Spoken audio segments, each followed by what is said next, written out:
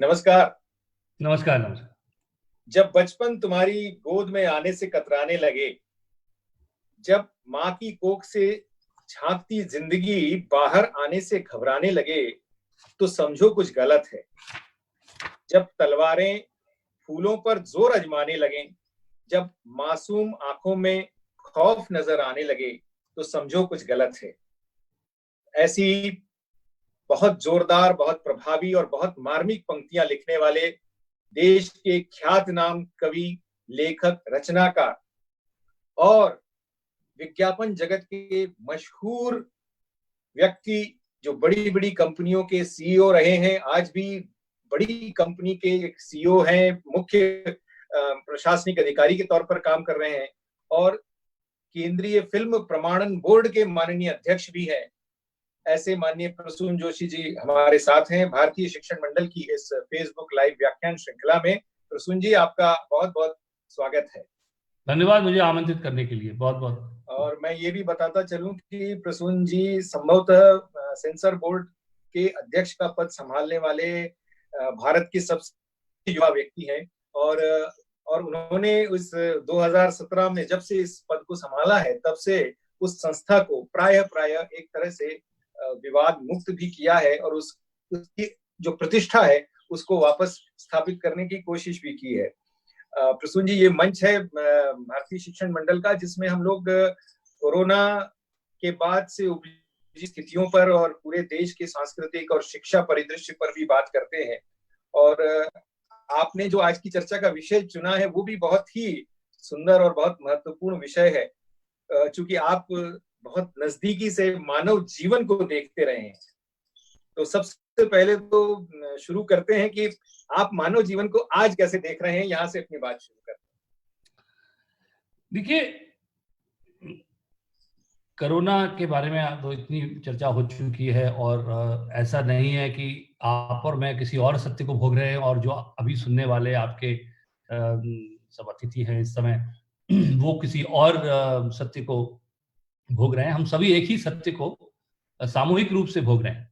अपनी अपनी तरह से हम सबकी अपनी अपनी चुनौतियां हैं उसमें। लेकिन मुझे लगता है कि कई मूलभूत प्रश्न इस संकट ने हमारे सामने खड़े कर दिए जी। और कुछ ऐसे सवाल जो शायद पहले हम पूछते थे एक दूसरे से, लेकिन जीवन की आपाधापी में फिर उनको दरकिनार कर देते थे, कहीं भूल जाते थे। पूछते तो थे शायद कि मैं बहुत दिन हुए अपने बच्चों के साथ नहीं बैठा, बहुत दिन हुए पिताजी से बात नहीं की, बहुत दिन हुए किसी मित्र से मैंने किसी विषय पर चर्चा नहीं की। ये सोचते थे, लेकिन जीवन जिस गति से चल रहा था सब, उसमें कहीं जीविकोपार्जन इतना ज्यादा उसका महत्व बता दिया गया था, उसका महिमा मंडन कर दिया गया था कि वो अभी भी महत्वपूर्ण रहेगा, लेकिन कहीं रिश्ते तो हमारे पीछे छूट ही गए थे। जी। और बहुत से लोग हैं, मेरे बहुत से मित्र हैं जो कहते हैं कि कल पुरानी अलमारी साफ कर रहा था, मुझे एक पुस्तक मिल गई, याद है हमने ये पुस्तक साथ पढ़ी थी। कुछ ऐसी बातें होने लगी हैं जो शायद हम भूल गए थे और जो शायद महत्वपूर्ण थी। कहीं ना कहीं एक संतुलन की आवश्यकता जो होती है, वो संतुलन को हम कहीं ना कहीं पीछे छोड़ चुके थे, खासकर मध्यम वर्गीय परिवारों से जो जुड़े हुए। और ये जो बात थी, इसकी शुरुआत हुई है कि व्यक्तिगत महत्वाकांक्षाएं जो थी, वो सामूहिक जो हमारा समाज था या परिवार था या रिश्ते थे, उनसे कहीं बड़ी ठहरा दी गई कि व्यक्तिगत आपने क्या किया है जीवन में, व्हाट इज योर अचीवमेंट। इस चीज को इतना ज्यादा महिमा मंडन किया गया कि उसके पीछे जीवन का कहीं अर्थ हम लोग भूलते चले गए और वो सारे सवाल आज हमारे सामने आकर खड़े हुए हैं। जरूर जीवन के कई प्रश्न हैं, रोजगार के, वो सब प्रश्न तो रहेंगे, उनसे हम जूझेंगे, लेकिन कई और प्रश्न जो आए हैं, उनमें से एक प्रश्न मैं समझता हूं रिश्तों का, जीवन को पूरी तरह जीने का, जीवन में संतुलन का, कि किसकी क्या जिम्मेदारी है, कौन परिवारों से जुड़ा है, कौन नहीं जुड़ा है, हमारे बच्चे किस तरह पल रहे हैं, हमारे माँ बाप जो हैं वो किसके साथ बैठते हैं, क्या बातें करते हैं, उनको कहीं अकेलापन है। ये सब सवाल जो थे, ये आदमी तभी सोच सकता है जब उसको एक घड़ी सांस लेने का समय मिले, ठहर जाए। वो जब ठहरता है तब शायद इन चीजों पर दृष्टि डालता है और इनमें कई ऐसी चीजें मुझे लगता है उभरी हैं। एक और चीज उभरी है, वो प्रकृति के साथ हमारा रिश्ता क्या है। जी जी। हम लोग बात करते रहे कि भाई ये कहीं दूर की बात लगती थी जब कोई कहता था कि भाई कार्बन फुटप्रिंट हो रहा है या ओजोन लेयर की बात हो रही है, तो ऐसा लगता था कहीं दूर है वो ओजोन लेयर, मुझे तो दिखती नहीं। वो कार्बन फुटप्रिंट शायद एक वेस्टर्न वर्ल्ड का कॉन्सेप्ट है। और सच में ये जो एक प्रकृति के साथ हमारी दूरी बढ़ती जा रही थी। देखिए हमारे देश में इस संस्कृति में कभी भी, चाहे मैं वो पहला वाला पॉइंट लूं, व्यक्तिगत महत्वाकांक्षाएं, उनको इतना महत्व कभी नहीं दिया गया था। लेकिन कहीं ना कहीं हमने उनको उस अपनी संस्कृति पर नजर डालना ही छोड़ दिया, जो हमें सिखाती थी कि समाज बहुत महत्वपूर्ण है, परिवार बहुत महत्वपूर्ण है, आप एक छोटा सा हिस्सा है उसका, आप स्वयं को इतना बड़ा मत समझिए। प्रकृति के साथ कभी हम प्रतिद्वंदिता नहीं करते थे। मैं उत्तराखंड से हूं, मैंने हमेशा पहाड़ों में नदियों के किनारे बैठकर नदी को बहते देखा है। मैंने कभी एडवेंचर स्पोर्ट्स नहीं सोचा उसके साथ करने की, जी जी, कि मैं आज नदी को हराऊंगा। जी। ये हराने की और प्रकृति पर विजय प्राप्त करने की जो आकांक्षा मानव में आ गई थी, उसे भी कहीं प्रश्नों के कटघरे में जाकर ये समय खड़ा करता है और पूछता है कि आप, प्रकृति कुपित तो नहीं है आपसे, आपको कुपित प्रकृति तो नहीं चाहिए, और कहीं ना कहीं प्रकृति का कोप हम झेल रहे हैं। तो ऐसे कई प्रश्न जो हैं इस संकट ने हमारे सामने खड़े किए। ये बहुत आपने बहुत ही महत्वपूर्ण बात कही प्रसून जी। अभी 2-3 दिन पहले ही लगातार लोग देख रहे हैं कि किस तरह हरिद्वार में गंगा जी पवित्र और निर्मल होकर बह रही हैं। आश्चर्यजनक दृश्य लोगों के सामने आ रहे हैं, या जालंधर से हिमालय की पर्वत श्रृंखलाएं दिखने लगी हैं। तो ये, और आज ही शायद खबर ये पड़ी कि ओजोन लेयर में जो छेद हो गया था वो प्राय पूरी तरह बंद हो चुका है या बंद होने की कगार पर है। मतलब ये जरा से एक लॉकडाउन, भले ही वो किसी भी कारण से हुआ हो, तो इसने ये तो सिखा दिया कि प्रकृति के साथ हमने इतने वर्षों तक कितना बड़ा अन्याय किया है। लेकिन जहां व्यक्ति की बात आती है, तो प्रसून जी, आप जैसा जो बेहद क्रिएटिव आदमी, मैं कहता हूं कि आप जीवन की किसी भी दिशा में देख लीजिए तो हर जगह आपको प्रसून जोशी कुछ ना कुछ क्रिएटिव काम करते नजर आते हैं। तो आप जैसा क्रिएटिव व्यक्ति तो अपना समय ये लॉकडाउन के दौरान निश्चित तौर पर बहुत रचनात्मक चीजों में निकाल ही लेता होगा। आप क्या सोचते हैं, एक सामान्य व्यक्ति के सामने क्या चुनौती आती है कि किस तरह से वो अपने जीवन को इस दौरान निखार सकता है, बना सकता है? ये क्या बात हो सकती है उसके जीवन में? देखिए, रचनात्मकता को अगर आप संकीर्ण विचार से सोचेंगे और उसको ये समझेंगे कि रचनात्मक होने का अर्थ यही है कि वो गीत गाए, गीत लिखे, लेख लिखे, कविताएं का सृजन करे। देखिए, सृजना जो है वो हमारे जीवन का एक हिस्सा है। अपने बच्चे के साथ बैठकर उसको एक कोर्स की किताब का एक कुछ एक्सप्लेन करना और उस बच्चे के मन में जाकर वो चीज समझा देना, उसमें भी एक सृजनात्मकता है। किचन में जाकर अपने घर वालों की हेल्प करके खाना बनाने में, सब्जी काटने में अगर आपने अपनी कला दिखाई, तो वहां भी सृजनात्मकता है। सृजनात्मकता का आकाश अगर आप वृहत करेंगे तो लगेगा कि हर एक के जीवन में कहीं ना कहीं उसका एक रूप है। क्योंकि देखिए, चुनौतियां तो हैं, कई लोग हैं जिनके सब पास संसाधन है, उनको हेल्प भी मिल रही है, वो शायद परिवार में कई लोग हैं जो मिलकर काम कर रहे हैं, कई लोग ऐसे हैं जो, कई मैंने सुना है बुजुर्ग हैं जो अकेले हैं, लेकिन वो भी, मैंने उनसे बात की, वो भी इस बात से इनकार नहीं कर रहे हैं कि उन्हें ऐसा लगने लगा था कि शायद वो निष्क्रिय हो गए। देखिए, जीवन की चुनौतियां जो हैं, अगर आप उनको पॉजिटिवली देखें, सकारात्मक तरह से देखें, तो कहीं ना कहीं उसमें एक संदेश छुपा होता है, आत्मनिर्भर बनने का संदेश, वो कहीं ना कहीं छुपा होता है। तो मुझे लगता है अपनी अपनी तरह से हर व्यक्ति के पास क्रिएटिव होने की संभावनाएं होती है। जरूरी नहीं है कि आप गीत गा सकें, जरूरी नहीं है आप कहानी लिख सकें, और कोई आवश्यक भी नहीं है, पर क्रिएटिविटी की कोई बाउंड्रीज नहीं, उसकी लिमिट नहीं। ये तो विधाएं हैं, और वो विधा कौन सी है जिस विधा में आप स्वयं को एक समय के लिए उससे जुड़ना चाहते हैं, ये आपका चुनाव है। आप अपने परिवार के साथ अपने संबंध अच्छे रखते हैं, उसमें भी एक कला है।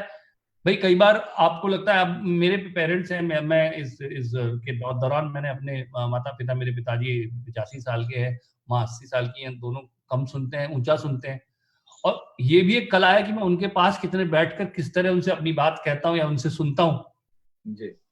तो ये कला का, आप अगर कला का आकाश बृहत करेंगे तो आपको लगेगा कि सबके पास कुछ ना कुछ करने को है, और चुनौतियों को उसी तरह से देखा भी जाना चाहिए, क्योंकि हमारे पास कोई ऐसा विकल्प तो नहीं है कि हम कह दें कि काश ऐसा नहीं होता, सभी चाहते हैं कि ऐसा ना होता, लेकिन फिर अगर हो गया है तो एज दे से कि there is a silver lining in the cloud, तो उसको देखना चाहिए, उस तरफ दृष्टि डालनी चाहिए।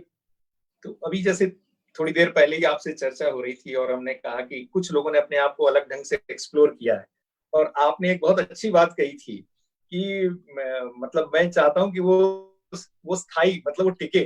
तो आप क्या देखते हैं वैसे, बहुत जल्दी होगा ये सोचना कि पोस्ट कोविड सिनेरियो, कोविड के बाद का जो समाज है उसमें इस तरह की चीजों में क्या बदलाव आएगा, पर आपको क्या लगता है कि कैसे ये चीजें आगे आने वाले समय में स्थायी भाव ले सकती हैं, या एक मकाम, स्थायी मकाम पहुंचा सकती हैं, जीवन की एक दिशा बदल सकती है? ये दिशा तो तभी बदलेगी अगर हम सब लोग चाहेंगे। देखिए, अगर हम जल्दी में हैं कि ये एक कुछ ऐसा घड़ी आई है, ऐसा एक समय आया है, इसको किसी तरह गुजार लेते हैं, और उससे हम अगर कुछ सीखना नहीं चाहेंगे तो सीख भी नहीं पाएंगे। लेकिन अगर हमारी मंशा होगी, और मुझे लगता है कि मंशा है, कई लोगों में से मैं बात करता हूँ तो उनको जीवन के मूलभूत प्रश्नों पर उन्होंने चर्चा की है, और उनको लगता है कि वो आने वाले दिनों में अपने जीवनचर्या में परिवर्तन लाएंगे। वो चाहते हैं कि कई चीजें जो वो कहते थे कि कभी करेंगे, अब कोई ये संगीत सुनना चाहता था, मैं सोचता था कभी सुनूंगा, वो कभी आज ही है।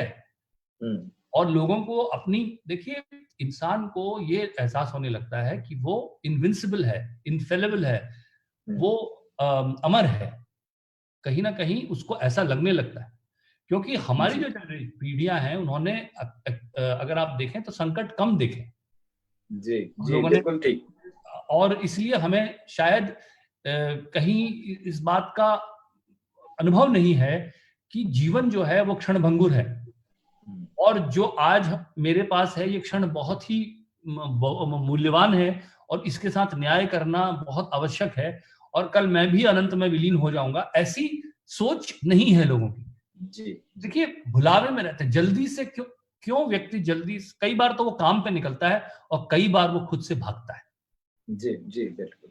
लोगों को अपने साथ समय बिताने की आदत नहीं रह गई। अगर आप किसी से कहें कि अपने साथ बैठ जाओ थोड़ी देर के लिए, शायद उसको लगेगा अपने साथ बैठने का क्या मतलब है, मैं हूं ही कौन, कभी उसने ऐसा सोचा ही नहीं। अगर मैं काम नहीं कर रहा हूं तो फिर मैं क्या हूं? मैं अकाउंटेंट हूं, मैं डायरेक्टर हूं, मैं राइटर हूं, मैं किसी बैंक का मैनेजर हूं, मेरी वो आइडेंटिटी तो मुझे पता है, लेकिन उसके बिना मैं क्या हूं, ये तो मैंने कभी सोचा ही नहीं, और इस सोच से मुझे भय लगता है। जी बिल्कुल। तो इसलिए मैं उससे भागता भी हूं। तो कई बार कई लोग जो अकेले कहीं पर रह गए हैं, वो लोग बहुत घबरा रहे हैं। जी क्योंकि कब तक खिड़की से बाहर देखोगे, कभी ना कभी तो अंदर देखना ही पड़ेगा। अंदर देखना ही पड़ेगा। जी अभी एक कविता की अंतिम 2 पंक्तियां जो मैंने लिखी थी वो यही थी कि और दोस्तों से वैसे जोशी जी, पहले तो मैं आपको धन्यवाद करना भूल गया। आपने जो यहाँ सहर्ष स्वीकार किया ये बातचीत करना, ये मेरे लिए बहुत ही सुखद है, क्योंकि आप जैसे एक विद्वान और प्रतिष्ठित व्यक्ति अगर ये ऐसा काम कर रहे हैं तो मुझे आनंद आ रहा है इस चर्चा में। नहीं, ये तो नहीं, ये मेरा सौभाग्य है। मतलब मैं सिर्फ ये कह रहा था कि ये पंक्ति यही लिखी कि दोस्तों से मिलने मिलाने को तरस गए हैं हाथ, हाँ इस क्वारंटीन में खुद से ही हो गई है अच्छी मुलाकात। यानी आपने जो बार बार कहा कि अंदर देखने की बात है, प्रसून जी, आपका व्यक्तित्व की इतनी ज्यादा डायमेंशंस हैं, और जाहिर है कि बहुत सारे लोगों को सिर्फ सिनेमा या गीतकार जो प्रसून जोशी हैं, या जो सिनेमा के जो प्रसून जोशी हैं वो दिखते हैं, लेकिन जो आपका उससे बहुत बड़ा व्यक्तित्व जो है वो एक जो कारपोरेट जगत के या मार्केटिंग के या एडवर्टाइजिंग के एक जो मतलब एक बहुत बड़ी हस्ती के रूप में हम लोग आपको देखते हैं। और उस दृष्टि से मैं आपसे जरूर पूछना चाहूंगा कि कारपोरेट जगत में विशेषकर जो जो एडवर्टाइजिंग और मार्केटिंग ये वाला जो पूरा एरिया है, इसमें कैसे बदलाव, अभी भी कुछ लोग अभी भी उसकी थोड़ी सी दंश झेलने लगे हैं, और आगे आने वाले समय में उसमें क्या चुनौतियां होंगी, इसको थोड़ा सा अगर आप बताएंगे तो मुझे लगता है बहुत सारे हमारे जो इस भारतीय शिक्षण मंडल के प्लेटफॉर्म पर ऐसे युवा एंटरप्रेन्योर्स भी रहते हैं जो इसके साथ जुड़ते हैं, तो उनके लिए आपका ये मार्गदर्शन बड़ा महत्वपूर्ण होगा। देखिए, इकोनॉमिक जगत में और मार्केटिंग के वर्ल्ड में, ब्रांडिंग के वर्ल्ड में भी काफी बदलाव आएगा।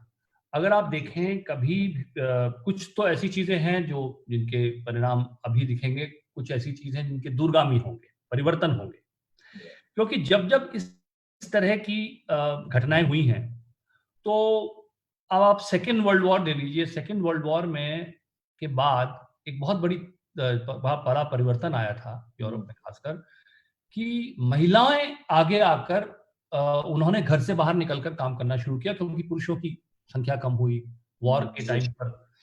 तो एक बहुत बड़ी सामाजिक बदलाव आया। उससे किस तरह से लोग अब किससे बात कर रहे हैं, आप पूरा कंज्यूमर चेंज हो गया, आपका डिसीजन मेकर ही बदल गया उस टाइम पर। उसके बाद अगर आप देखें, जब 9/11 हुआ, उसके बाद से जो हमारी एविएशन सिक्योरिटी बदली, उससे तो ये जो बदलाव होते हैं वो उनका चेन रिएक्शन होता है।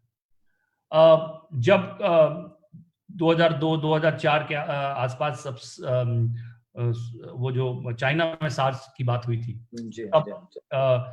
तब आप देखें ई कॉमर्स वहां पर इमीडिएटली ऊपर आया था, क्योंकि लोग बाहर जाने या शॉपिंग करने से कतराने लगे, जिसकी बात आज भी लोग कर रहे हैं। तो अलीबाबा जैसी कंपनियां उस समय निकली जिन्होंने ई कॉमर्स काफी बढ़ा। आज भी लोग ये चर्चा कर रहे हैं कि देखिए बहुत से इवेंट्स होंगे जो शायद मुश्किल हो जाएगा होना। आपके क्रिकेट के इवेंट्स हैं, जो भी कॉन्टैक्ट स्पोर्ट्स है, जहां पर लोग साथ में मिलकर खेलते हैं या साथ में मिलकर बैठकर देखते हैं, वो सब की संभावनाएं घटने लगेंगी। तो आप देखेंगे कि बिहेवियर में ऑनलाइन जो है, ऑनलाइन ई लर्निंग आपने ऑलरेडी देखा कैसे बढ़ रहा है, शिक्षा किस तरह से लर्निंग में जा रही है। तो काफी बदलाव आएंगे कंज्यूमर के बिहेवियर में, और उसकी वजह से किस तरह की कंपनियां भविष्य में बनेंगी, किस तरह की कंपनियों की मार्केटिंग और प्रोडक्ट्स चलेंगे, वो भी आप उसमें बहुत बड़ा बदलाव देखेंगे।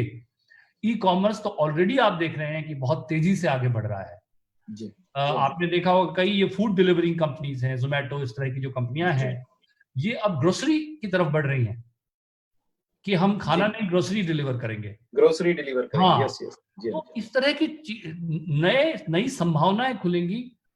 और आप देखेंगे हेल्थ और हाइजीन से रिलेटेड जो प्रोडक्ट्स हैं, वो इम्यूनिटी बढ़ाने की चीजें, खासकर जैसे हमारी आयुर्वेद से जुड़ी हुई चीजें हैं, हर्बल प्रोडक्ट्स हैं, उनकी तरफ बहुत लोगों का रुझान बढ़ेगा।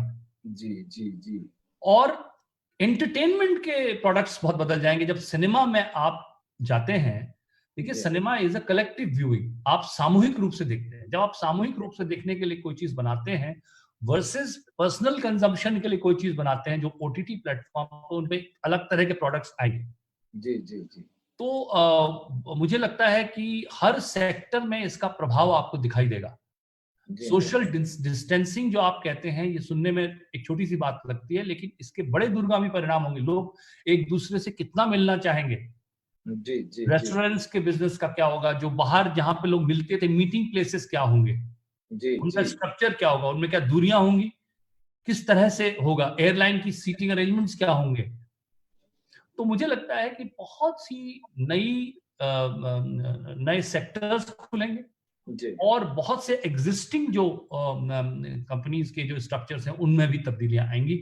तो ये मुझे लगता है जैसे जैसे हम देख रहे हैं, और कंज्यूमरिज्म जिसे आप कहते हैं, उपभोक्तावाद जिस पर चर्चा करते हैं, पूंजीवाद पर आप चर्चा करते हैं, इन पर भी एक तरह का सवाल या निशान लगेगा कि क्योंकि लोगों ने कहा essential services versus non essential, यानी कुछ गैर जरूरी कंजम्पशन थे जो शायद कम हो जाएंगे।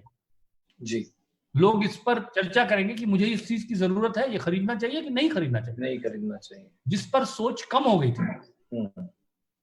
जो क्रेडिट इकोनॉमी है कि जो हमारी पुरानी थिंकिंग थी कि ताते पांव पसारिए जाती लांबी सौर, उसकी तरफ फिर से लोग जाएंगे।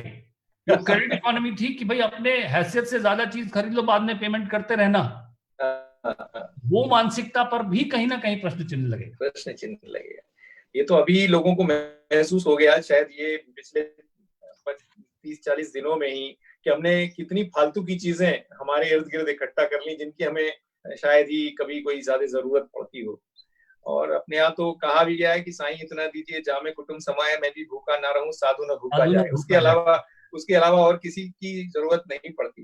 लेकिन जो आपने बात कही प्रसून जी, उससे एक बहुत महत्वपूर्ण बात निकल के आई कि ये जो बहुत सारे युवा हैं जो एक नौकरी की मानसिकता में हैं या जो छोटा बिजनेस करने की मानसिकता में है, तो आपको क्या लगता है कि नौकरी के तौर तरीकों में फर्क आएगा और ये जो छोटे बिजनेस हैं वो ज्यादा पनपेंगे, ऐसा कहीं लगता है क्या आपको, जो बिल्कुल कम लगता है। कैपिटल से हो सकते हैं? जी बिल्कुल, मुझे लगता है कि सिर्फ नौकरी को ही जीविकोपार्जन का साधन मान लेना, क्योंकि सवाल इस बात का है कि जीवन पूरी तरह से वेल राउंडेड, अगर आप पूरी तरह से जी जीवन को देखें, जीवन में सिर्फ नौकरी का जो महत्व था, पैसे कमाने का जो महत्व था, वो जरूरत से ज्यादा बढ़ गया था। हम्म, और जब आप जीवन को पूरी तरह जीने की कोशिश करेंगे तो आपको लगेगा, शायद कुछ लोग कहेंगे कि मैं जहां रहता हूं शायद इसके आस कोई बिजनेस हाँ करूं, हाँ हाँ, मुझे क्या जरूरत है घर छोड़ के इतनी दूर जाऊं जी और फिर फंस जाऊं वहां पर और वहां से मैं निकल ना पाऊं। कई जी लोग कह रहे जी हैं ऐसा। जी कई लोग ऐसे कह रहे हैं कि मिस्टर है मेरे दुबई में, जिनको कोरोना हो हाँ गया, एक मेरे वो वहां दुबई के हॉस्पिटल में है और उन्होंने कहा मैं इसकी खत्म होने के बाद मैं वापस आ रहा हूँ और मुझे अब मुंबई में रहना है, मुझे वापस विदेश नहीं जाना, क्योंकि अब मुझे परिवार से दूरी बहुत खली है और मैं अकेला बहुत महसूस किया, काश मैं अपने परिवार के साथ होता। जी तो जी इस वजह ये मानसिकता आपको कहेगी कि जहां आप रहते हैं उसके आसपास क्या आप कोई व्यवसाय कर सकते हैं, जी शायद वो उस व्यवसाय की तरफ आपका रुझान बढ़ेगा। हम्म, वेस्टर्न वर्ल्ड में देखिए एक चीज और, वर्क फ्रॉम होम जो है वो बहुत बड़ी चीज होगी, घर जी से जी काम करना। हमने कई जगह देखा कि महिलाएं काम नहीं कर पाती थी, क्योंकि एक वक्त के बाद जब उनको उनके बच्चे हैं होने वाले हैं या परिवार उनको संभालना है, तो वो जॉब से छोड़ करके आगे, क्योंकि उन्हें घर से काम करने की ऐसी सुविधा थी नहीं। लेकिन कोरोना संकट ने आपको सिखाया है कि घर से काम करना संभव है, कई जॉब्स ऐसे हैं जो घर से किए जा सकते हैं। तो मुझे लगता है विमेन वर्क फोर्स जो है वो भी बढ़ेगा इसकी वजह से, उनको भी शायद अपॉर्चुनिटीज मिलेंगी क्योंकि वो घर से काम कर पाएंगे। कर पाएंगे, बिल्कुल बिल्कुल सही कहा। और उनके अंदर एक अलग तरह का कॉन्फिडेंस भी देखने को मिल सकता है, क्योंकि अभी तक तो ऐसा माना जाता था कि घर में रहो तो घर घर घर ही संभालो। अब जी, जैसे हाउसवाइफ शब्द का धीरे धीरे परिवर्तन होके हाउस मेकर ये शब्द धीरे धीरे जैसे रूढ़ हो गया। ये तो खैर अन्याय था। देखिए हमने क्या कहा, हमने कहा अपनी माओ की जनरेशन की महिलाओं को हमने नॉन वर्किंग वुमेन कहा। जी बताइए कितना बड़ा अन्याय है बहुत कि बड़ा, जिसने सच में। हमें पाल पोस कर बड़ा किया वो नॉन वर्किंग हो गया। हम्म, मतलब हमने वर्क का मतलब लगाया कि जिसको सैलरी चेक मिलता है वही काम है, उसके अलावा वही कोई काम, काम ही नहीं है। बताइए। तो कहीं ना कहीं काम क्या है उसकी डेफिनेशन भी बदलनी पड़ेगी जी जी जी कि हाँ, जीवन जीवन को चलाना, जी बच्चों को बड़ा करना, संस्कार देना, ये जी काम नहीं है क्योंकि उसके लिए चेक नहीं मिलता। ठीक। शायद ये सोच पर भी, इस सोच ये तो पर भी। बहुत बहुत बड़ा अन्याय है। जी जी प्रसून जी। जी, एक अभी जो बात जब हम बच्चों की कर रहे थे, युवाओं की, तो आपके आपके साथ एक बहुत विशेष बात जुड़ी है। तो मैं चाहता हूं कि चूंकि बहुत सारे बच्चे, बहुत सारे युवा इस कार्यक्रम को जो देखते सुनते हैं वो या तो कस्बों से आते हैं या छोटे गांव से या छोटे शहरों से आते हैं। आपने भी एक किसी जगह से निकलकर मुंबई आकर इतना बड़ा संघर्ष किया, अपनी जगह बनाई, न सिर्फ जगह बनाई, एक बहुत बड़ा मकाम हासिल किया। तो उन बच्चों के लिए विशेष रूप से आप कोई बात कहें प्रेरणा के रूप में, तो मुझे लगता है कि वो उनको कहीं ना कहीं इस बात की इंस्पिरेशन मिलेगी कि कैसे आगे बढ़ना है। बिल्कुल कहना चाहूंगा, क्योंकि देखिए मैं तो उनसे ये कहना चाहूंगा कि आप बहुत सौभाग्यशाली हैं। पहले तो आप इस युग में जी रहे हैं, आप देख रहे हैं कि हमारे देश के प्रधानमंत्री एक साधारण परिवार से आए हुए व्यक्ति हैं और जी जो सोच है बदल रही है। मैं जब उत्तराखंड से, मैं तो बहुत छोटी छोटी जगहों में रहा हूँ। मैं ऐसी जगहों में रहा हूँ, मैं अपनी नानी के साथ रहता। मैं कल ही किसी को एक वेबिनार में बोल रहा था कि भाई वो तो अपने घर में, हम वहां पे घर में ताला लगाने की भी कोई परंपरा नहीं थी, सांकल भी नहीं लगाते थे, घर का दरवाजा खुला रहता था और कोई आकर, मैं घर आता देखता कोई चाय बना रहा है हमारे घर में, कौन है, तो पड़ोसी आए थे, वो बैठ के उन्होंने कहा अरे हमने कहा चाय का टाइम हो गया, चढ़ा दी। तो इतने एक जैसे कहते हैं विश्वास और परिवार की तरह एक छोटी जगहों में जैसे रहते हैं, वहां मैं पला बड़ा हूँ। और जब मैं बंबई आया था तो मुझे मैं किसी को नहीं जानता था, ना कॉर्पोरेट जगत में मैं किसी को जानता था, ना फिल्मों में किसी को मैं जानता था। बस एक ही चीज मैं जानता था कि ईश्वर ने हमें प्रतिभा दी है और उस प्रतिभा का उस पर ही भरोसा करना चाहिए। और बाकी ठीक है, कई लोग प्रिविलेज्ड हैं, उनके पास परिवारों का बड़ा बैकग्राउंड है, या मैं शिक्षकों के परिवार से आया, पुस्तकें जरूर दी मुझे मेरे माता पिता ने, उसके अलावा मेरे पास कोई धन नहीं था, पूंजी नहीं थी। और अगर आप स्वयं पर विश्वास रखें, और आज तो फिर भी मुझे तो भाषा का भी बहुत संकट था जी, मैं हिंदी भाषी था, और मुझे शुरू में याद है जब मैं स्क्रिप्टों में भी अतः जैसा शब्द लिख देता था, मुझे भैया ये अतः कोई नहीं समझता है, और आप कह रहे हैं डायलॉग लिखा जाएगा, मेरी बातों को अन्यथा ना ले, अरे अन्यथा कौन समझता है। एक गीत में लिख रहा था, मैंने लिखा ये रिश्ते सटे सटे से है, तो वहां पर उस पूरे कमरे में कोई व्यक्ति नहीं था जो सटे शब्द का अर्थ समझता था बंबई में। तो आप समझिए, मैं तो आप इस समय में जी रहे हैं जब आज हमारे देश के लीडर जो हैं वो हिंदी में बात करते हैं। मैं उस समय की बात कर रहा हूं जब हिंदी का कॉन्फिडेंस कम था। जी बिल्कुल बिल्कुल। हम सबको किसी ना किसी रूप से वो जिसे लिंगो कहते हैं, लिंगो सीखने की आवश्यकता पड़ती थी। और हमने कहा ठीक है, आज भी लोग कहते हैं आप अंग्रेजी में काम करते हैं, विदेशों में जाते हैं, मैंने कहा लेकिन भाषा मेरी हिंदी है, अंग्रेजी मेरा स्किल है। बहुत बढ़िया, बहुत अच्छी बात। और देखिए स्किल आप सीख सकते हैं जी, भाषा तो आपकी धमनियों में प्रवाहित होती है जी, वो तो कोई सीख नहीं सकता, वो तो अंतःकरण में चली जाती है, आपके अवचेतन में बैठ जाती है और किसी और तरह से परिलक्षित होती है। लेकिन स्किल तो आप लगातार बेटर कर सकते हैं अपना। क्योंकि हुनर सीखने में क्या है, कंप्यूटर हम लोग ने सीखा, कैमरा चलाना हम लोग सीखते हैं, गाड़ी चलाना हम सीखते हैं, टेक्निकल चीजें सीखते हैं। मैं अंग्रेजी भाषा को अपना एक हुनर मानता हूं और स्किल मानता हूं। तो अपने स्किल को बढ़ाते रहें, स्वयं पर विश्वास रखें। मैं आपको दावे के साथ कह रहा हूं कि आपको जरूर अपनी जो लक्ष्य जो है वो आपको जरूर मिलेगा। और ये समझ लीजिए कि जो कंफ्यूजन की जो स्टेज होती है, जहां पे आपको लगता है कि मुझे समझ नहीं आ रहा मुझे क्या करना चाहिए, वो बहुत महत्वपूर्ण स्थिति होती है, क्योंकि वही है जहां जो विचारों की उर्वर भूमि है, जहां पर आप अभी तय नहीं कर पाए कि आपको क्या करना चाहिए। उस स्थिति से घबराएं नहीं, वो स्थिति बहुत ही प्राकृतिक है, महत्वपूर्ण है। जब तक आप उलझेंगे नहीं तब तक आप सुलझेंगे नहीं। बहुत अच्छी बात, बहुत बढ़िया बात। ये इस बार ये शायद इस संकट के कारण ऐसा भी कहीं कहीं लोगों को लगा। परसों एक विद्वान से चर्चा हो रही थी तो उन्होंने कहा कि लोग अब जो गांव की ओर लौट रहे हैं तो एक बार फिर से गांव अपने पुराने स्वरूप में आने की संभावना बनती है, पड़ती है।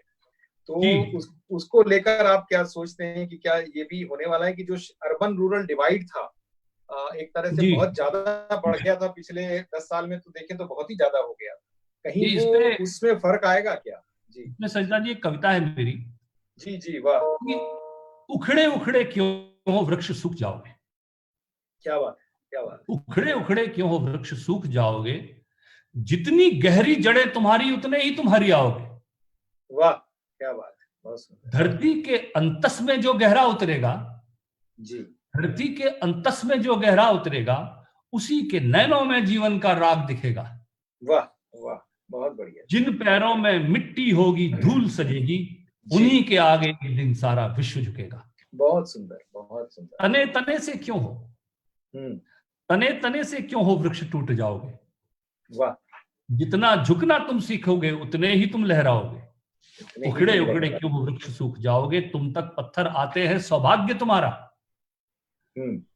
तुम कुछ दे सकते हो ऐसा भाग्य तुम्हारा। क्या बात, बहुत बढ़िया। पत्थर आते हैं सौभाग्य तुम्हारा, तुम कुछ दे सकते हो ऐसा भाग्य तुम्हारा।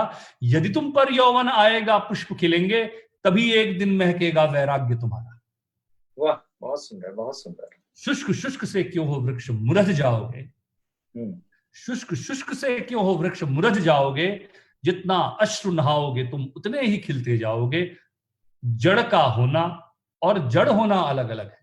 बहुत सुंदर, क्या बात है, फिर से एक बार, बहुत बढ़िया, बहुत बढ़िया। जड़ का होना और जड़ होना अलग अलग है।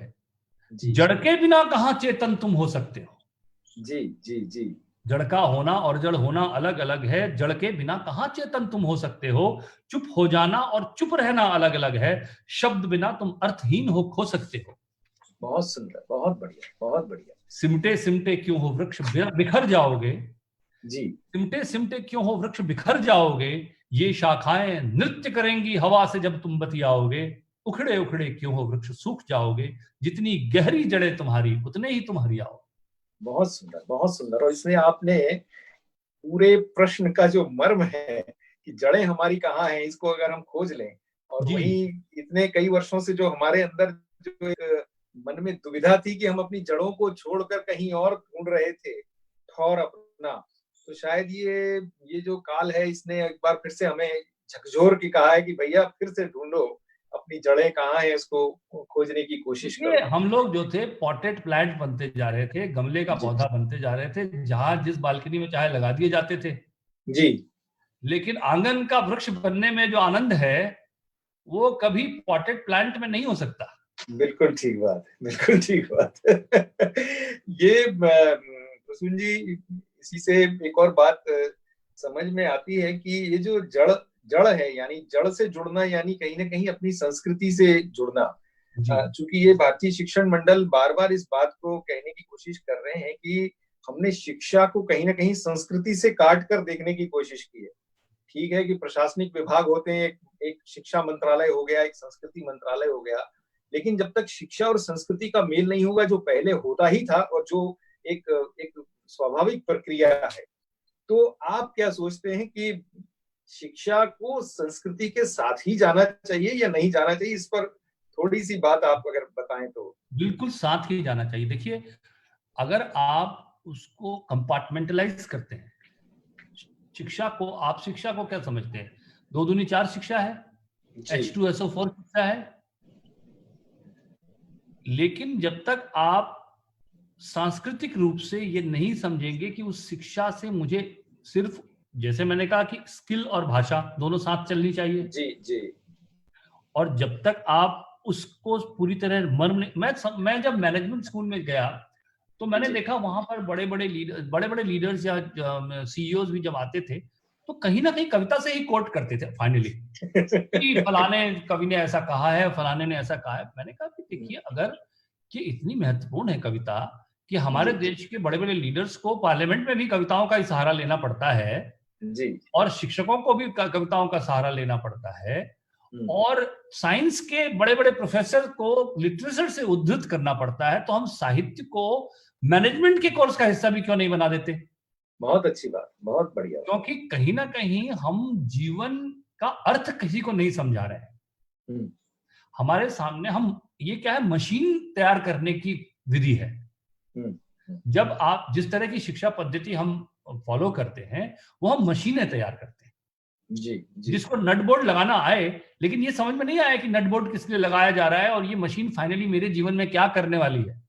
जी जी। शिक्षा का संपूर्ण उद्देश्य यह है कि वो जाने कि मैं ये क्यों कर रहा हूं और इसके बाद मेरे जीवन का क्या अर्थ होगा, मैं जीवन को कैसे जीऊंगा। और आज आप देखेंगे आज की पीढ़ी जो इस बात को जिसको उनका कोई दोष नहीं है, उनको ऐसी शिक्षा दी गई कि उनको जीवन जीने की कला बिल्कुल नहीं सिखाई गई। इसीलिए जब ये कोरोना जैसा संकट आता है और सबके सामने एक विश्व के सामने समस्याएं खड़ी होती हैं तो वो इधर उधर ताकने लगते हैं। मेंटल टेंशन इतना बढ़ गया है, खासकर आप मुझसे पूछ रहे थे, एक बहुराष्ट्रीय कंपनी का हिस्सा होने के नाते मैं रोज बात करता हूं अमेरिकन लोगों से। वहां पर जो सबसे बड़ी प्रॉब्लम है लोगों की घर में रहने में वो ये है कि उनका मेंटल टेंशन इतना बढ़ गया है कि वो उनको समझ नहीं आ रहा है, क्योंकि वो एक दूसरे के साथ इतना समय बिताना नहीं जानते हैं। नहीं जानते। जी जी जी। मशीन की तरह तो जी सकते हैं जिसका सुबह 7 बजे से रात के 10 बजे तक एक एक मिनट बिका हुआ है, उस मशीन की तरह तो वो आचरण कर सकते हैं। लेकिन अगर स्वेच्छा से आचरण करने को कहा जाए तो उन्हें समझ नहीं आता कि वो क्या करेंगे। बहुत सही बात है। आपकी कविता का जिक्र किया, आपकी एक बहुत सुंदर कविता है, क्या है कविता। क्या जी भावनाओं की झील में छलांग लगाकर मोतियों भरी हथेली लेकर निकलना है कविता। क्या संवेदनाओं के दीप को शब्दों की ओट में आंधियों से बचाना है कविता। या जी जी इतिहास जिसे भुला दे, राजनीति जिसे सुला दे, उस भोले से सत्य के कानों में जागृति फूंक देना है कविता। तो प्रसून जी, क्या ये पूरी कविता आप सुना सकते हैं? मेरे पास तो ये कुछ पंक्तियां थी, जी। अगर आपके पास उपलब्ध हो तो सुनाएंगे, सबके हाँ, लिए इसका बहुत दूसरा लाभकारी। ड्राफ्ट है मेरे सामने। क्या जी है कविता? क्या भावनाओं की झील में छलांग लगाकर मोतियों भरी हथेली लेकर निकलना है कविता? क्या भाषा को मेहनत करने के लिए उकसाना है कविता? वाह वाह, क्या समाज को जगाना है कविता? बहुत क्या सुंदर, कुछ बताना, कुछ छुपाना और बिन कहे सब कुछ कह जाना है कविता? बहुत सुंदर। या कुंठाओं की खरपतवार के बीच जी या कुंठाओं की खरपतवार के बीच एक विचार अंकुर का सर उठाना है कविता? बहुत सुंदर, बहुत या सुंदर, फिर संवेदना के दीप को शब्दों की ओट में आंधियों से बचाना है कविता? बहुत बढ़िया। या इतिहास जिसे भुला दे, राजनीति जिसे नजरअंदाज कर दे, उस मासूम से सत्य को जीवित रखना है कविता? बहुत सुंदर, बहुत बढ़िया, बहुत बढ़िया। शायद और कुछ भी है, बहुत कुछ है कविता, पर अगर जी, सरलता से सोचे तो शायद 2 घड़ी ठहर कर जीवन की नदी को बहते हुए देखना है कविता। बहुत बढ़िया। ये जो अभी थोड़ी देर पहले आपने कहा कि मैनेजमेंट का प्रोफेसर आएगा तो भी कविता से उदाहरण देगा, साइंस का प्रोफेसर आएगा तो भी कविता से उदाहरण देगा, और कोई कविता पढ़ना चाहेगा तो पेरेंट्स कहेंगे कि नहीं, कविता मत पढ़ो क्योंकि इससे नौकरी नहीं मिलती। ये करेक्ट। जो ये जो हमारे समाज का ये जो, ये समाज का सोच जो है कहीं ना कहीं समाज की सोच विषाक्त हो गई। देखिए, मुझसे एक भले मानस थे, उन्होंने प्रश्न किया एक बार कि आपकी, अंग्रेजी में उन्होंने कहा, if you dissect your poem, how do you think every word will fetch you? How जी, much money every word will fetch you? वाह वाह, अच्छा। उन्होंने कहा शब्दों से एक एक शब्द का कितना पैसा बनता है आपकी कविता में? हम्म। मैंने कहा कैसा सवाल पूछ रहे हैं आप? बोले नहीं, कुछ तो होगा मोनेटाइज। तो मैंने कहा देखिए, ऐसे कभी हम नहीं सोचते हैं, और सोचना भी नहीं चाहिए। कविता जो है वो आपको जीवन जीने की कला सिखाती है, वो बहुमूल्य है, और उसको इसलिए सिर्फ पढ़ा जाना चाहिए क्योंकि आप जीवन जीना चाहते हैं या सिर्फ नौकरी करना चाहते हैं। नौकरी किस जी, लिए करना चाहते हैं, जिस लिए आप नौकरी करना चाहते हैं, उसका अर्थ समझाती है वो। अर्थ समझा। इसलिए, पर उस अर्थ को लोग सिर्फ आज आर्थिक अर्थ समझते हैं। हाँ। तो वो सोच में कहीं बदलाव बहुत आना मुझे लगता है बहुत आवश्यक जरूरी है। है। प्रसून जी, एक फिल्मकार के तौर पर, एक कवि के रूप में, एक मल्टीनेशनल के सीईओ के रूप में, ये सारे व्यक्तित्वों से लोग परिचित हैं। आपका एक व्यक्तित्व है जो बहुत कम लोगों तक गया, वो है आपके गायक का रूप।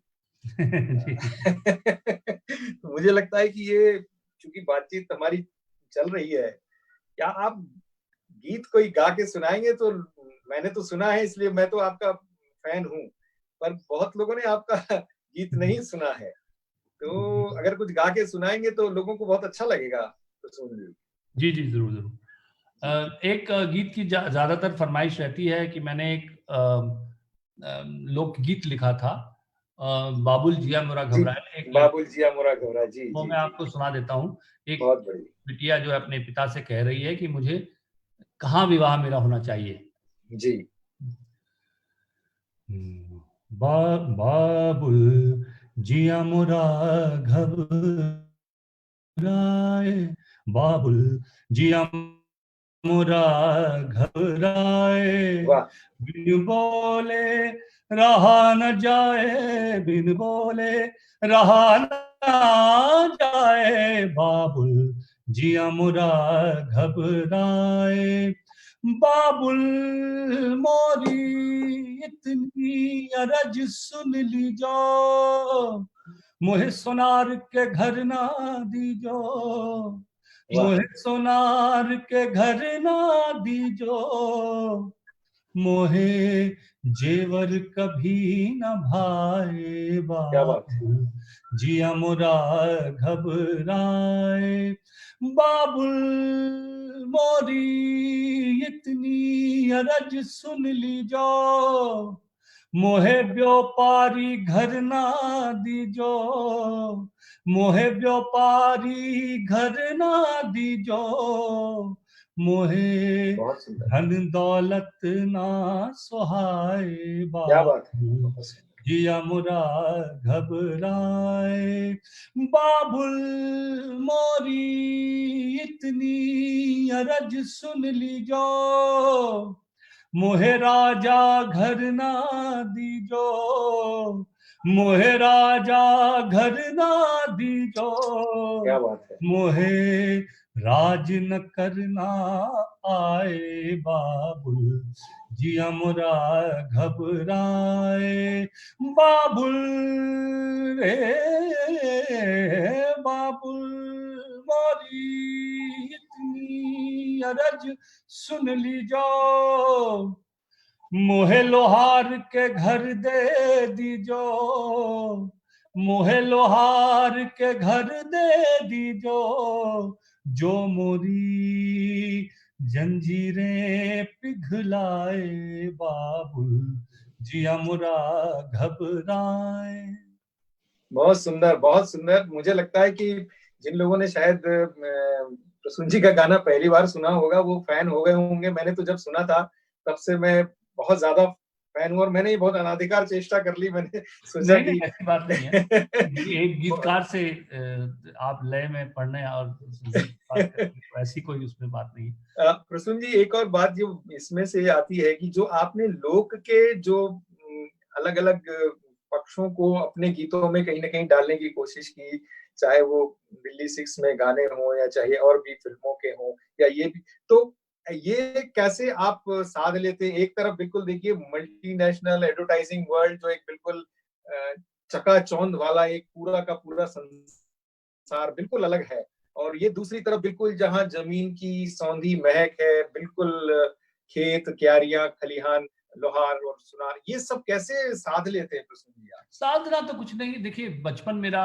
बहुत, जैसे मैंने कहा कि उत्तराखंड में बचपन बीता, और वहाँ पर मुझे लगता है कि बचपन में जो आपके अवचेतन में चीजें चली जाती हैं वही आपको जीवन भर याद रहती है।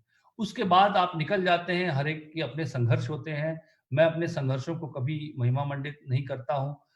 मैं मतलब वो जो कि भई हाँ, भूखे सोए, हाँ सोए हैं, 10 लोग 15 लोगों के साथ एक कमरे में ज़मीन में कई रातें गुज़ारी हैं। इस तरह से कि पोछे भी खुद लगाते थे, बर्तन भी खुद ही धोते थे, सब कुछ किया है। सब काम करके अपना पढ़ाई भी की है और कोशिश ये किया कि अपना संघर्ष, लेकिन उन संघर्षों को, बम्बई में आया था तो अपने अलग तरह के संघर्ष थे।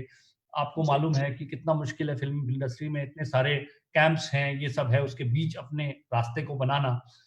लेकिन उनको मैं महिमा मंडन नहीं करता हूँ। मुझे लगता है कि हमारे देश, और वो अन्याय होगा हमारे देश के आम व्यक्ति के साथ, क्योंकि हर व्यक्ति उस संघर्ष से गुजरता है।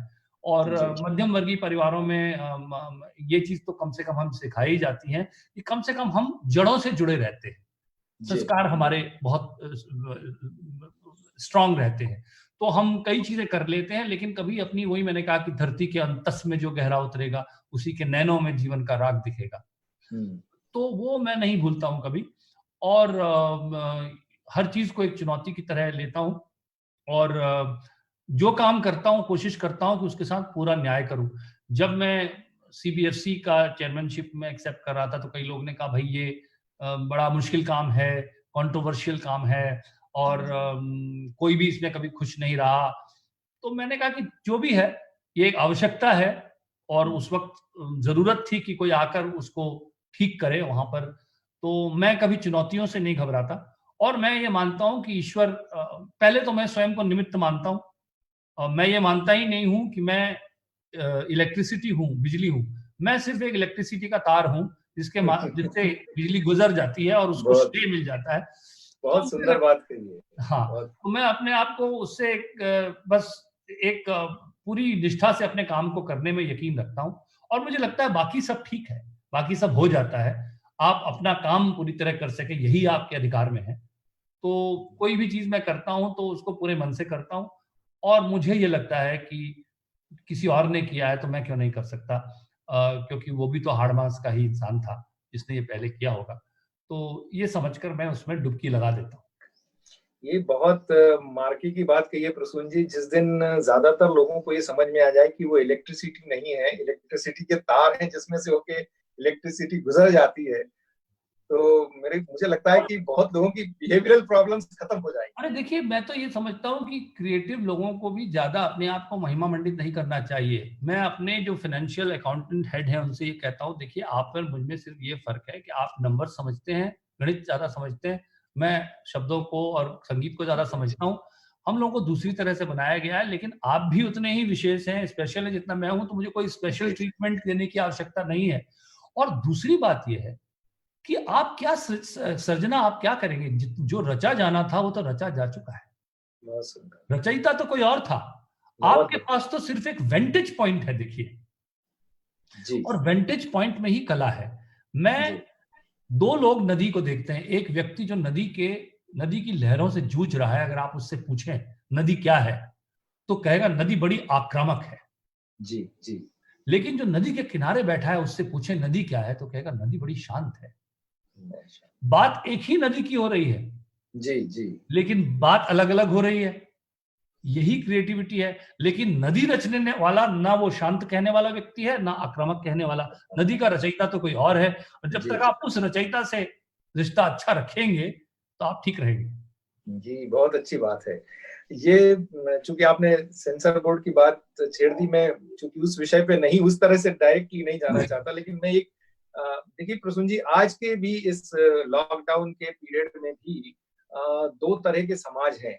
एक समाज है जो वेब सीरीज देख रहा है, चाहे वो नेटफ्लिक्स हो, हॉटस्टार हो, अमेजन हो, उस पर वेब सीरीज देख रहा है।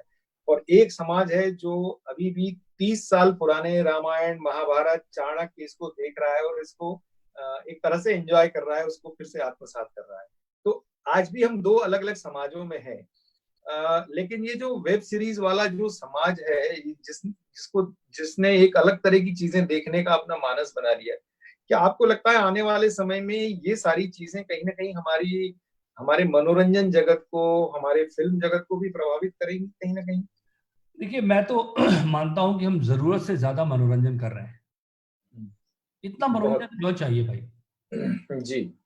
मैं आपको घटना बताता हूँ। मेरे पिताजी खिड़की से बाहर मैं उनको आज ज्यादातर देखता हूँ क्योंकि घर में समय बिता रहा हूँ, तो वो खिड़की से बाहर देख रहे थे और मैंने उनको देखा, और करीब 1-2 घंटे बाद में आया तो वो उसी मुद्रा में बैठे हुए थे, वैसे ही खिड़की से बाहर देख रहे थे। तो मैंने एक स्पीकर उठा करके उसमें फोन लगाकर पीछे एक संगीत लगा दिया उनके लिए। तो उन्होंने मेरी तरफ मुड़कर देखा, उन्होंने कहा संगीत क्यों लगा रहे हो? मैंने कहा आप बोर हो रहे होंगे। तो बोले तुम्हें कैसे लगा मैं बोर हो रहा हूँ? मैंने कहा नहीं, वो खिड़की से बाहर आप देख रहे थे। बोले हाँ, खिड़की से बाहर देख रहा हूँ, शून्य में ताक रहा हूँ, मैं ऐसे ही देख रहा हूँ। बहुत अच्छी बात। तो आपको क्यों लग रहा है कि मुझे मनोरंजन की आवश्यकता है? हमें ऐसा लगने लगा है कि हमें लगातार मनोरंजन की आवश्यकता है। बहुत अच्छी बात, बहुत अच्छी बात। और ये कहीं जिसे कहते हैं कि खाना जितना खाते हैं हम, देखिए दिन भर चलते रहते हैं और मनोरंजन भी दिन भर करते रहते हैं, तो ये जरूरत से ज्यादा मनोरंजन कर रहे हैं, इसकी बदहजमी हो गई एक तो लोगों को। जी, तो मनोरंजन की उल्टियां तो होंगी लोगों को, बिल्कुल ठीक, बिल्कुल ठीक। और वो तो होगी। अब रही बात की ऑडियो विजुअल से मैं इतना ज्यादा उसका बहुत बड़ा फैन नहीं हूं। जी। मैं ये मानता हूं कि आप देखें एक व्यक्ति जो हम थोड़ी देर पहले बात कर रहे थे कि फिल्मों के लिए कहते हैं that film was very arresting. जी। अरेस्टिंग शब्द का प्रयोग क्यों किया गया भाई? अरेस्टिंग तो मतलब आपको कैद कर ले, पकड़ ले। मतलब फिल्म को आपको पकड़ लेना चाहिए, और वो करती भी यही है। आपकी आंखों को भी, कानों को भी, और यहां तक कि आपकी जबान भी खुल जाती है और आप ऐसे अवाक देखते हैं विजुअल को। जी। आपको कंप्लीटली पैसिव कर देती है वो। जबकि जब आप पुस्तक पढ़ते हैं तो आप बीच में किताब को बंद करके सोचने लगते हैं, फिर आप दोबारा उस पृष्ठ को पढ़ते हैं। वो एक अलग प्रक्रिया है, वो आपको बेहतर बनाती है। कई बार ऑडियो विजुअल आपको डम डाउन करती है। जी जी जी बिल्कुल। तो वो जरूरत से ज्यादा एंटरटेनमेंट जो आ रहा है हमारे जीवन में, ये मैं सही नहीं समझता हूं। और इसके लिए कहीं ना कहीं लोगों को ही स्वयं अपने ऊपर एक अंकुश लगाना होगा कि इतना मनोरंजन हमें क्यों चाहिए। जी। मुझे बचपन के लिए हम लोग हमारे नेपाल में गए ये आपकी आवाज सूट है। और कार गई, ये आप में एक मनोरंजन हो जाता था। मतलब व्यक्ति के लिए ये सारी चीजें कहीं शांत बैठ के किसी बाहरी माध्यम की जरूरत नहीं पड़ती थी। तो ये एक बहुत महत्वपूर्ण बात थी। अब प्रसून जी, सिर्फ मैं दो चीजें और चाहता हूं आपसे कि एक तो आप अपनी पसंदीदा दो कविताएं और सुनाएं, और आखिर हम करेंगे हाँ घर पर रहेगा देश इस कविता से, अगर आप बुरा ना माने तो जी ताकि लोग जो कविता सुनने के लिए भी आतुर हैं वो सुने और सिर्फ बातचीत में ही समय ना निकल जाए। जी जी, जी कविताएं कुछ पढ़ते हैं। जी एक कविता मेरी थी कि अभी हम लोग, मुझे लगता है, मुझे हमारे अपने देश पर बहुत विश्वास है और मुझे लगता है कि हमारे देश की अगर आप संस्कृति देखें और हम किस तरह से, इतिहास बताएगा आपको कि संकटों से कैसे जूझते रहे हैं। तो इस कविता में मैंने लिखा था कि सर्प क्यों इतने चकित हो दंश का अभ्यस्त हो, सर्प क्यों इतने बहुत चकित हो बहुत दंश अच्छे। का अभ्यस्त हूं, पी रहा हूं विष युगों से सत्य हूं आश्वस्त हूं। सर्प बहुत क्यों इतने चकित हो दंश का अभ्यस्त हूं, पी रहा हूं विष युगों से सत्य हूं आश्वस्त हूं। ये मेरी माटी लिए है गंध मेरे रक्त की, जो कहानी कह रही है मौन की अभिव्यक्त की।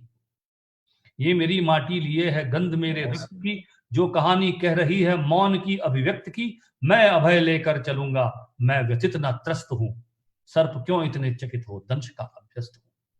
बहुत सुंदर, बहुत बढ़िया। वक्ष पर बहुत हर सुंदर। घाव से अंकुर मेरे उगते रहे, वक्ष पर हर घाव से अंकुर मेरे उगते रहे, और थे वे मृत्यु भय से जो सदा झुकते रहे। भस्म की बहुत संतान अच्छे। हूं मैं, भस्म की संतान हूं मैं कभी ना जी। ध्वस्त हूं। सर्प क्यों इतने चकित हो दंश का अभ्यस्त हूं। है मेरा उद्गम बहुत कहां सुंदर, पर, बहुत बढ़िया। है मेरा उद्गम कहां पर और कहां गंतव्य है मेरा उद्गम कहां पर और कहां गंतव्य है। दिख रहा है सत्य मुझको रूप जिसका भव्य है, मैं स्वयं की खोज में कितने युगों से व्यस्त हूं। बहुत सुंदर, बहुत मैं सुंदर, स्वयं बहुत की बढ़िया। खोज में कितने युगों से व्यस्त हूं। सर्प क्यों इतने चकित हो दंश का अभ्यस्त हूं। बहुत सुंदर, बहुत है बढ़िया। मुझे संज्ञान इसका बुलबुला हूं सृष्टि में, जी। है मुझे संज्ञान इसका बुलबुला हूं सृष्टि में। एक लघु सी बूंद हूं मैं एक शाश्वत वृष्टि में, वाह वाह। एक लघु सी बूंद हूं मैं एक शाश्वत वृष्टि में। है नहीं सागर को पाना, मैं नदी संन्यस्त हूं। वाह क्या नहीं बात है। सागर को पाना, मैं नदी संन्यस्त हूं। नदी संन्यास्त, क्या सुंदर रूप है, बहुत सुंदर। सर्प क्यों इतने चकित हो दंश का अभ्यस्त हूं, पी रहा हूं विष युगों से सत्य हूं आश्वस्त हूं। बहुत सुंदर, बहुत बढ़िया, बहुत अच्छे, बहुत बढ़िया। दूसरी एक मैंने कविता, अभी जब प्रधानमंत्री जी ने दीपक जलाने की बात की थी, तो ये कविता मैंने उस दिन फिर से प्रस्तुत की थी कि दीपक हूं मैं लालायित हूं, दीपक हूं मैं लालायित हूं। वाह। दीपक हूं मैं लालायित हूं, एक और दीप जलेगा मुझसे यह आशा लेकर जीवित। वाह बहुत सुंदर, बहुत सुंदर। दीपक हूं मैं लालायित हूं, एक और दीप जलेगा मुझसे यह आशा लेकर जीवित हूं। ज्योति रीति है मुझे निभानी, जी। यह तम रेखा मुझे मिटानी। बहुत सुंदर। ज्योति रीति है मुझे निभानी, यह तम रेखा मुझे मिटानी। मुझे ध्वंस का अंश मिटाना, मुझे किरण पथ पर है जाना। बहुत सुंदर। मैं आशा लेकर जीवित हूं, दीपक हूं मैं लालायित हूं। सूर्य पुत्र हूं मैं उजाल हूं, सूर्य पुत्र सूर्य हूं पुत्र। मैं उजाल हूं। मैं उन्नत अंगार भाल हूं, बिंदु बिंदु झरते जाना है मुझे तिमिर पीते जाना है। बहुत सुंदर, बहुत सूर्य सुंदर। पुत्र हूं मैं उजाल हूं, मैं उन्नत अंगार भाल हूं। बिंदु बिंदु झरते जाना है मुझे तिमिर पीते जाना है। बस यह लक्ष्य लिए अर्पित हूं, दीपक हूं मैं लालायित हूं। बहुत सुंदर, बहुत बढ़िया। वाह। मुझे भस्म बनकर उड़ जाना है, अपना अस्तित्व मिटाना। मैं प्रकाश की सूक्ष्म टपक हूं, जब तक उपयोगी तब तक हूं। जी बहुत इसी बढ़िया। भाव से मैं हर्षित हूं, दीपक हूं मैं लालायित हूं। एक और दीप चलेगा मुझसे यह आशा लेकर जीवित हूं। बहुत सुंदर, बहुत बढ़िया, बहुत बढ़िया। कितना ये जो लगातार ऐसा लगता है प्रसून जी सुनते ही चले जाएं आपको, और कितनी बार आपसे कौन कौन सी चीजों के लिए अनुरोध करें। मुझे लगता है, लेकिन हम लोग अब इसको, हमारी चर्चा को यहाँ समाप्त करेंगे, पर उससे पहले आपकी एक कविता आप और अगर, जी मैं सोच रहा था कि अगर वो घर पर रहेगा देश, अगर आप सुनाएंगे तो ये घर पर रहेगा देश अच्छा रहेगा। एक और फरमाइश आई थी कि देश से है प्यार सुना दें। हाँ, तो वो भी लिखा था, तो ये भी 4-5 लाइनें इसकी गुनगुना कर मैं समाप्त करता हूँ। जी जी जी। देश से है प्यार तो हर पल ये कहना चाहिए, वाह, बहुत सुंदर। मैं रहूं या ना रहूं भारत ये रहना चाहिए। बहुत सुंदर, बहुत सुंदर। सिलसिला ये बाद मेरे यूं ही चलना चाहिए, बहुत सुंदर। मैं रहूं या ना रहूं भारत ये रहना चाहिए। क्या बात है, बहुत सुंदर। मेरी नस नस तार कर दो और बना दो एक सितार, राग भारत मुझ पे छेड़ो झंझनाओ बार बार। बहुत सुंदर, बहुत सुंदर। देश से ये प्रेम आंखों से छलकना चाहिए, मैं रहूं या ना रहूं भारत ये रहना चाहिए। बहुत बढ़िया, बहुत बढ़िया। दो मुझको मिला दो रास्तों में खेत में, फीस दो मुझको मिला दो रास्तों में खेत में, चूरा चूरा बिखरे मेरा पर्वतों में रेत में। बहुत सुंदर। अपनी मिट्टी में मेरा अस्तित्व मिलना चाहिए, मैं रहूं या ना रहूं भारत ये रहना चाहिए। वाह, बहुत बढ़िया। उसे कह दो जरा सीमा में रहना सीख ले, हाँ, ये मेरा भारत अमर है सत्य कहना सीख ले। भक्ति की इस शक्ति को बढ़कर दिखाना चाहिए, मैं रहूं या ना रहूं भारत ये रहना चाहिए। बहुत सुंदर, बहुत। है मुझे सौगंध भारत भूलू ना एक क्षण तुझे, रक्त की हर बूंद तेरी है तेरा अर्पण तुझे। बहुत सुंदर। युद्ध ये सम्मान का है मान रहना चाहिए, मैं रहूं या ना रहूं भारत ये रहना चाहिए। देश से है प्यार तो हर पल ये कहना चाहिए, मैं रहूं या ना रहूं भारत ये रहना चाहिए। ये सिंपल राइटिंग है, ये लोगों तक पहुंचती है। मुझे लगता है कि कई बार सिंपल और सरल भाषा में लोगों तक पहुंचाना आवश्यक होता है। और मुझे गीतों में यही मैंने इसीलिए गीत लिखना शुरू किया था। मुझे ऐसा लगा कि कविता लोग कम पढ़ रहे हैं, लेखक ही पाठक हो गया है, तो लेखक एक दूसरे को किताबें देते रहते हैं, कविताएं जो है उन तक नहीं पहुंच रही जिनके लिए लिखी जा रही है, इसलिए शुरू किए थे। तो कोशिश रहती है कि गीत चलते रहें। और जो आपने कहा है घर में रहेगा देश, ये एक आग्रह है। कविता कम, आग्रह ज्यादा है, क्योंकि हाँ घर में रहेगा देश। इस देश को प्यार बुजुर्गों से यहाँ खुद से पहले अपने हैं। बहुत बढ़िया। इस देश को प्यार बुजुर्गों से यहाँ खुद से पहले अपने हैं, कर्तव्य यहाँ पहले आता और बाद में आते सपने हैं। बहुत सुंदर, बहुत सुंदर। कर्तव्य यहाँ पहले आता और बाद में आते सपने हैं, बस यही एक संदेश, हाँ घर में रहेगा देश। बहुत बढ़िया। उस दिन मैंने लिखा था, जो पहले दिन अनाउंस हुआ था, इसलिए मैंने लिखा था 21 दिन का उपवास लिए, जीवन की लंबी सांस लिए, सीमा रेखा ना तोड़ेंगे, एक संयम एक विश्वास लिए, चलो मन को दें आदेश, हाँ घर में रहेगा एक देश। चलो मन को दें आदेश। बहुत अच्छी। संकल्प नया एक करते हैं, चलो मिलकर पीड़ा हरते हैं, इस देश के रहने वाले तो हर दिन ही तपस्या करते हैं। बहुत सुंदर, बहुत सुंदर। बढ़ जाने दो ये केश, हाँ घर में रहेगा जी। तो मुझे और एक चीज कहनी है कि इसके बाद एक कविता थी, लेकिन अब अगली बार हम पढ़ेंगे। नहीं, आप पढ़ सकते हैं। मुझे लगता है कि वो मैंने डेडिकेट की थी उन लोगों को जो सर्विस प्रोवाइडर से, हमारे जो सेवा कर्मी हैं, जो आज निस्वार्थ भाव से लगे हुए हैं काम पे, उन सब के लिए मैं ये कहता हूँ, उन्होंने हमें ये समझाया है कि भैया फिल्मी हीरो नहीं होते हैं, असली हीरो और असली नायक ये लोग। जी बिल्कुल। उनके लिए मैं नमन उन्हें करता हूँ, और बहुत बहुत धन्यवाद उनको हम सब की ओर से, जो लोग हम लोगों के लिए बाहर काम कर रहे हैं, खासकर मेडिकल प्रोफेशन से जुड़े हुए लोग जो हैं, जो अपने प्राणों की चिंता किए बिना इलाज कर रहे हैं, काम टेस्ट कर रहे हैं वहां पर। मुझे लगता है कि ये समय है उनको धन्यवाद देने का। बहुत अच्छी बात है। बहुत बहुत बहुत प्रसून जी, आज बात करके बहुत मजा आया आपसे। और आपका भी बहुत बहुत धन्यवाद सच्चिदानंद जी। अगली बार मैं ये आपको पलट के इधर आप बैठेंगे, मैं बैठूंगा उधर आप, आपसे भी साहित्य चर्चा और कविता चर्चा करनी है। बिल्कुल बिल्कुल। तो चलो संकल्प नया करते हैं, चलो मिलकर पीड़ा हरते हैं। इस देश के रहने वाले तो हर दिन ही तपस्या करते हैं। बढ़ जाने दो ये केश, हाँ घर में रहेगा देश। ऐसा संदेश देने वाले हमारे प्रसून जोशी जी आज भारतीय शिक्षण मंडल की इस फेसबुक लाइव श्रृंखला में हमारे साथ थे। और आज कुछ एक नया प्रयोग था जिसमें प्रसून जी के आग्रह पर, उनके निर्देश पर हम लोगों ने एक बातचीत का सिलसिला यहाँ शुरू किया। और हम जानते हैं प्रसून जी कितने प्रेरणादायी व्यक्तित्व हैं, आज हमने देख ही लिया। एक बार पुनः भारतीय शिक्षण मंडल की तरफ से आपका बहुत बहुत आभार, और सभी दर्शकों का, श्रोताओं का आभार जो इस फेसबुक लाइव श्रृंखला से जुड़े। बहुत बहुत धन्यवाद धन्यवाद। आपका।